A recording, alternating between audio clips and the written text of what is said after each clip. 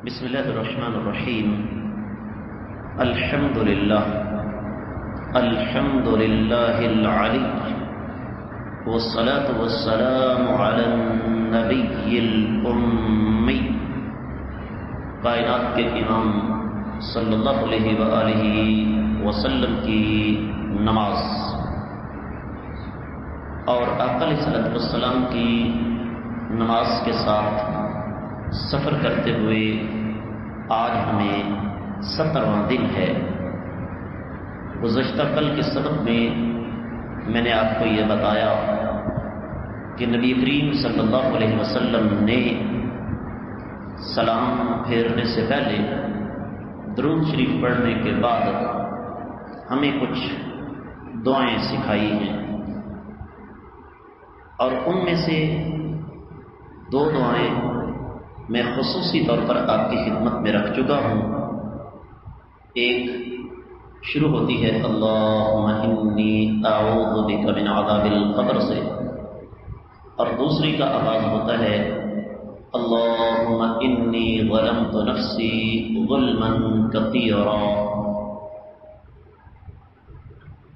آج کے سبق کا آغاز میں سنن ابی داؤد کی ایک روایت سے کرنا چاہوں گا۔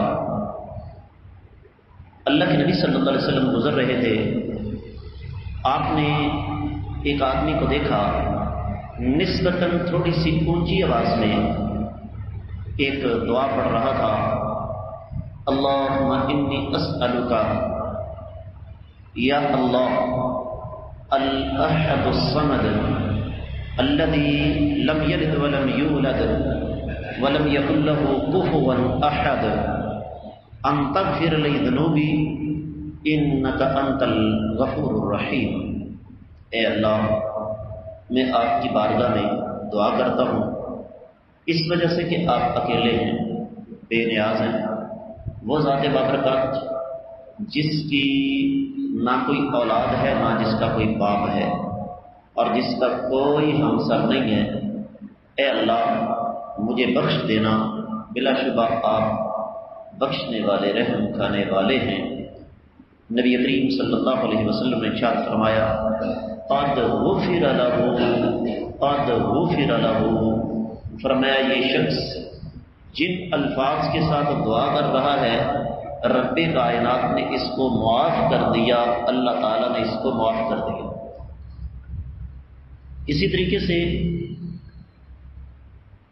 ایک اور شخص اسی تشہد میں دعا کر رہا تھا اللہم انی اسألک بأن لک الحمد لا الہ الا انت وحدک لا شریک لک المنان یا بدیع السماوات والارض یا ذا الجلال والاکرام یا حی یا قیوم انی اسألک الجنت واعوذ بک من النار۔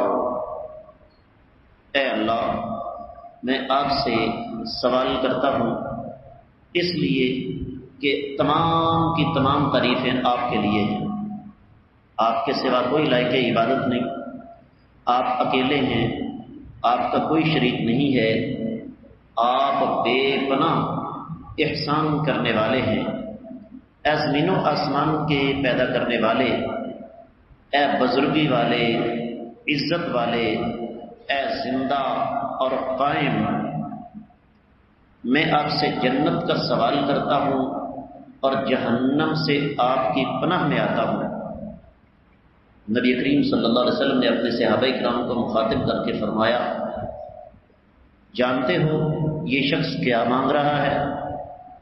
کہا جی یا تو اللہ جانتے ہیں یا پھر اللہ کے بعد آپ جانتے ہیں۔ فرمایا اس ذات کی قسم ہے جس کے قبضے میں میری جان ہے، یہ اللہ کے سب سے بڑے نام کے ساتھ دعا کر رہا ہے، اور اللہ کے اس نام کے ساتھ اگر دعا کی جائے تو اللہ تعالیٰ قبول فرماتے ہیں، اور اللہ تعالیٰ سے اگر سوال کیا جائے تو اللہ تعالیٰ ضرور عطا فرماتے ہیں۔ پتہ چل گیا نا ہماری نمازوں کے اندر جان کیوں نہیں ہے؟ نمازیں پڑھنے کے باوجود ذہنی سکون کیوں نہیں ملتا؟ اس لیے کہ ہم سکون کے ساتھ نماز نہیں پڑھتے۔ اسی طریقے سے اللہ کے رسول صلی اللہ علیہ وسلم سے صحیح مسلم میں حدیث آتی ہے، ایک دعا ثابت ہے، اللہم اغفر لی ما قدمت وما اخرت وما اسرعت وما اعلنت وما اسرفت وما انت اعلم به منی انت المقدم وانت المؤخر لا الہ الا انت۔ اے میرے رب، اے میرے اللہ، میں نے جو پہلے گناہ کیے ان کو بھی معاف فرما دیجئے، آنے والوں کو بھی معاف کر دیجئے، خفیہ ظاہری تمام گناہوں کو معاف کر دیجئے، اور ان گناہوں کو بھی معاف کر دیجئے جن کا مجھے پتہ نہیں لیکن آپ کو پتہ ہے، آپ ہی سب سے پہلے تھے، آپ ہی سب سے آخر میں ہیں، آپ کے سوا کوئی لائق عبادت نہیں ہے۔ تو یہ وہ دعائیں ہیں جو آقا علیہ الصلوۃ والسلام نے سلام پھیرنے سے پہلے کی ہیں۔ الزام ہم پہ، لو جی یہ دعا ہی نہیں مانگتے، لیکن جو دعائیں نبی علیہ الصلوۃ والسلام نے مانگی ہیں ان دعاؤں کی طرف کسی کا دھیان ہی نہیں ہے۔ اس کے بعد باری آتی ہے سلام پھیرنے کی۔ الفاظ یہ ہیں صحیح مسلم کے کہ اللہ کے نبی صلی اللہ علیہ وسلم اپنے دائیں طرف سلام پھیرتے اور اس انداز سے سلام پھیرتے کہ آپ کے چہرے کی، آپ کا جو گال ہے، رخسار ہے، یہ واضح طور پر نظر آتا۔ پھر آپ بائیں طرف سلام پھیرتے اور تب بھی انداز یہی ہوتا تھا کہ آپ علیہ الصلوۃ والسلام کا یہ جو رخسار ہے نظر آتا۔ آپ یقین جانیے، میں نے بعض لوگوں کو سلام پھیرتے ہوئے دیکھا ہے، ادھر میری طرف دیکھیے گا، بس معمولی سا چہرہ گھمایا اور ساتھ نظر گھما دی، یہ تکبر اور غرور کی علامت ہے۔ اور اسی طریقے سے ایک اور بات جو آپ کو آج تک کسی نے نہیں بتائی ہے وہ یہ کہ سنن ابی داؤد میں حدیث مبارکہ ہے، اللہ کے نبی صلی اللہ علیہ وسلم کبھی کبھار، ہمیشہ نہیں، کبھی کبھار دائیں طرف سلام پھیرتے تو کیا فرماتے؟ السلام علیکم ورحمۃ اللہ وبرکاتہ۔ لیکن بائیں طرف اللہ کے نبی صلی اللہ علیہ وسلم جب سلام پھیرتے تو آپ صرف یا تو السلام علیکم کہتے یا السلام علیکم ورحمۃ اللہ کہتے۔ اور یہاں پر ایک اور حدیث کی طرف میں اشارہ کرنا چاہوں گا جو کہ بڑی دلچسپ ہے۔ صحیح مسلم میں حدیث موجود ہے، صحابہ کرام جب دائیں طرف سلام پھیرتے تو اپنے ہاتھوں کو اٹھا کر کہتے السلام علیکم ورحمۃ اللہ، اور بائیں طرف سلام پھیرتے تو آپ ایسے کرتے۔ تو اللہ کے نبی صلی اللہ علیہ وسلم نے فرمایا ما شأنکم تشیرون بأیدیکم کأنها اذناب خیل شمس، تمہیں کیا ہے کہ تم اپنے ہاتھوں کے ساتھ اس انداز سے اشارہ کرتے ہو گویا کہ وہ سرکش گھوڑوں کی دمیں ہیں۔ اذا سلم احدکم فلیلتفت الى صاحبہ ولا یغمی بیدہ، جب تم میں سے کوئی شخص سلام پھیرے تو وہ اپنے بھائی کی طرف متوجہ ہو اور اپنے ہاتھ کے ساتھ اشارہ نہ کرے۔ تو اس کے بعد ایک اور لفظ ہے حدیث میں انما یکفی احدکم ان یضع یدہ علی فخذہ، یہ پہلی بات میں مزید وزن پیدا کیا نبی علیہ السلام نے، فرمایا کہ تمہارے لیے کافی ہے، تم میں سے ہر ایک کے لیے کہ جب تم سلام پھیرو تو تمہارے ہاتھ تمہارے رانوں کے اوپر ہی ٹکے ہوئے ہوں۔ ثم یسلم علی اخیہ من علی یمینہ و شمالہ، پھر یہیں پہ ہاتھ رکھے رکھے اپنی دائیں طرف اور بائیں طرف جو ہے وہ تم نے سلام پھیرنا۔ اب اس سے پہلے بھی عرض کیا تھا، پھر بات کو دہرا رہا ہوں کہ مسلمان دو قسم کے ہیں، ایک ہے سیدھا سادہ میرے جیسا آپ جیسا دیہاتی پینڈو مسلمان، اس کا کام کیا ہے؟ جہاں اللہ کی بات آ گئی، جہاں اللہ کے رسول صلی اللہ علیہ وسلم کی بات آ گئی، خاموشی سے اس کو لے لیا، اس کے مطابق عمل کیا۔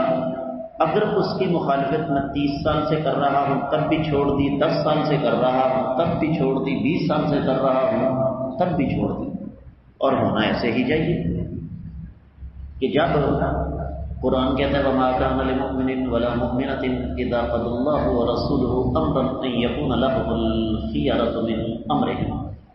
کسی مسلمان مرد یا کسی مسلمان عورت کے لیے یہ جائز نہیں ہے کہ جب اللہ اور اللہ کے رسول صلی اللہ علیہ وآلہ وسلم کی بات آ جائے تو اس کے بعد اس کو اختیار کرنے میں پس و پیش سے کام لے۔ یہ تو ہے سیدھا سادہ مسلمان۔ لیکن جو ضرورت سے زیادہ سمجھدار ہے نا، وہ کیا کریں گے؟ وہ کہیں گے یہ کہ میرے استاد نے کیا کہا، میرے پیر نے کیا کہا، میرے امام نے کیا کہا، میرے مولوی صاحب کیا کہتے ہیں، میرے والد صاحب کیا کرتے تھے، میرے دادا کیا کہا کرتے تھے، میرا کس مسلک کے ساتھ، کس فرقے کے ساتھ، کس فقہ کے ساتھ تعلق ہے۔ وہ پھر اس فقہ کو، اس مسلک کو درست ثابت کرنے کے لیے دلائل یا گاڑ لیں گے یا زبردستی گھسیٹ لیں گے۔ اب آپ نے سماعت فرمایا، اس حدیث کا تعلق سرکش گھوڑوں کی دموں کی طرح ہاتھ مت ہلاؤ، اس حدیث کا تعلق سلام پھیرنے کے ساتھ ہے۔ لیکن بعض لوگوں نے کیا کیا، اس حدیث کو اٹھایا اور کہا کہ اس کا تعلق تو رکوع سے پہلے اور رکوع کے بعد رفع یدین کرنے کے ساتھ۔ کہاں کا روڑا، کہاں متیلے کن باجو، دین کا یہ مزاج ہی نہیں۔ یہاں پر ایک اور بات میں آپ کو بتا دوں کہ نماز میں سلام پھیرنا واجب ہے۔ یہاں بھی ایک دلچسپ بات سن لیجیے۔ بعض لوگوں کا یہ فتویٰ ہے، کہتے ہیں کہ جب آپ نے التحیات پڑھ لی، درود شریف پڑھ لیا، اس کے بعد دعا پڑھ لی، آپ کا جی چاہے تو سلام پھیر دیں اور جی چاہے تو ہوا مار دیں، آپ کی نماز مکمل ہو۔ اللہ کے رسول صلی اللہ علیہ وسلم کی حدیث سن لیجیے۔ نبی کریم صلی اللہ علیہ وآلہ وسلم نے فرمایا وَتَحْلِيلُهَا التَّسْلِيمُ۔ اے قیامت تک کی آنے والی میری امت یہ بات یاد رکھو کہ نماز سے نکلنے کا صرف ایک طریقہ ہے، نماز کو مکمل کرنے کا صرف ایک طریقہ ہے، اور وہ کیا ہے؟ سلام پھیرنا۔ بسا اوقات ایسا ہوتا ہے کہ آپ کو یا مجھے نماز کے درمیان میں نماز چھوڑنا پڑ جاتی ہے۔ اس کی وجہ کئی میرے بھائی مسجد میں آتے ہیں، انہوں نے گھڑی نہیں دیکھی کہ ادھر نماز کا جماعت کا وقت ہو چکا ہے، انہوں نے آ کر ابھی سنتیں شروع کی، آدھا منٹ نہیں گزرا کہ جماعت کھڑی ہو گئی۔ اب اللہ کے نبی صلی اللہ علیہ وسلم کا فرمان ہے کہ اذا اقیمت الصلاۃ فلا صلاۃ الا المکتوبہ، جب فرض نماز کھڑی ہو تو سوائے فرضوں کے اور کوئی نماز نہیں ہوتی۔ اس کا مطلب کیا ہوا کہ اگر آگے فرضوں کی جماعت کھڑی ہے، کوئی بندہ اگر پیچھے سنتیں ادا کر رہا ہے تو نبی علیہ الصلوۃ والسلام کے فرمان کے مطابق اس کی سنتیں نہیں ہیں۔ اور اس حدیث کی روشنی میں نماز سے نکلنے کا طریقہ کیا ہے؟